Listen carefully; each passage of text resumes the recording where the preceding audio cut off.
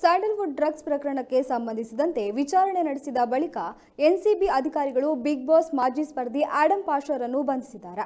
ಈಗಾಗಲೇ ಪ್ರಕರಣದಲ್ಲಿ ಬಂಧಿತಳಾದ ಡ್ರಗ್ಸ್ ಪೆಡ್ಲರ್ ಅನಿಕಾ, ಆಡಮ್ ಪಾಷಾ ತನ್ನ ಬಳಿ ಡ್ರಗ್ಸ್ ಖರೀದಿಸುತ್ತಿದ್ದ ಎಂಬ ಮಾಹಿತಿಯೊಂದನ್ನು ವಿಚಾರಣೆ ವೇಳೆ ಬಾಯ್ಬಿಟ್ಟಿದ್ದಾರೆ.